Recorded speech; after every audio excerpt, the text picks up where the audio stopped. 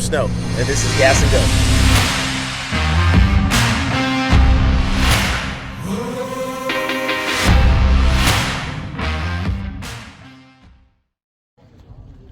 All right, welcome to another episode of Gas and Go with Snow. All right, we're out here at Saddleback College, and if you look around, you can see this is all geared toward automotive, but an emphasis on electric. Now, that brings us over here. All right, what's up, V? How you doing, man? All right, so tell me a little bit about your car here. What we got? Well, we actually got a lot, is what it is.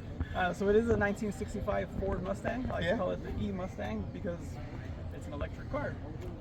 Wait, hold on. You made an electric car out of a 65 Mustang? Why would you desecrate an American classic like that? So half the time people tell me that, and other times people shake my hand. Yeah.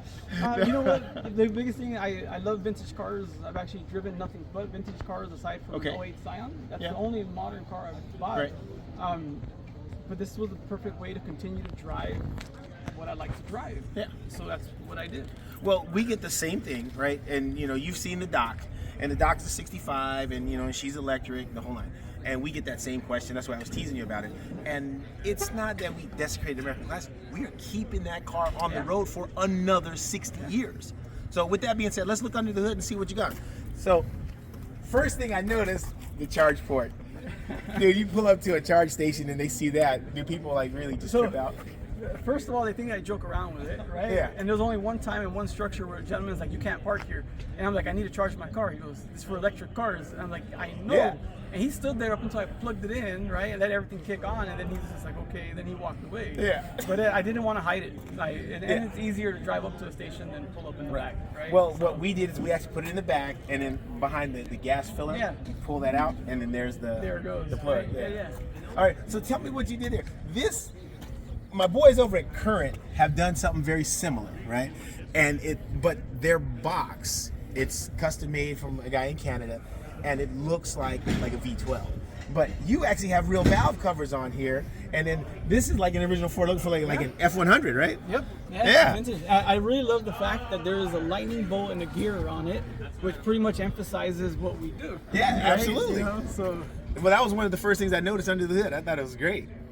All right. Well, there's a relationship between Ford and Edison. I'm not sure if most people know about that. Yeah. And that might be where the whole thing got started. I think Edison was one of Ford's mentors at one point. So. Yeah. Now, what do you have for running gear here?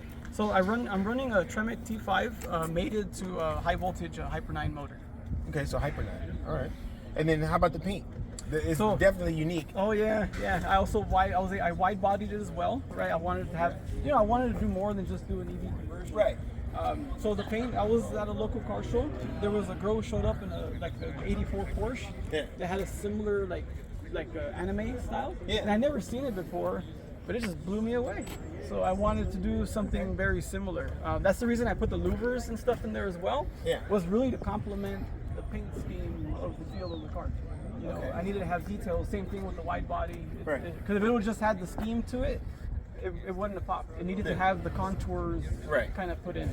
So now, what did you do with the interior? So I went, because of the look of the car, I'm going kind of with like a tuner muscle car, Japanese feel, right? So I do have an NRG wheel. Should have cleaned up the car, right? We have the Sparko seats in it. I have a full electric steering column. So it's meant to embody both. Both fields, both genres of vehicles. Okay. One of the things with the car is the rear end itself is from Heights. It's a full independent rear, which is again not common to most builds. Right. That's the reason I built that rear diffuser out of it as well. When you drive behind me, you see that. Yeah. Right? If I would have had the stock balance, it would have got covered up. Yeah. Yeah, we have something similar on the dock. I saw you guys had a diffuser in the rear. So now tell me about the battery setup here, because this doesn't look like Tesla modules. No. Again, sticking with the Ford theme and being a little bit different, these are actually Mustang Mach-E batteries. Okay. So I got them off of a 2022. Now, are those easily sourced? There's not as many of those cars around, so they're not as easily sourced. So they're usually, when a pack hits the market, I try to get hold of it. Right? Okay. All right. Well, hey, you know what? Hey, great build. I like it. It's functional and it works. All right. Hey, thanks. All right. We'll see you guys next time on Gas and Go with Snow.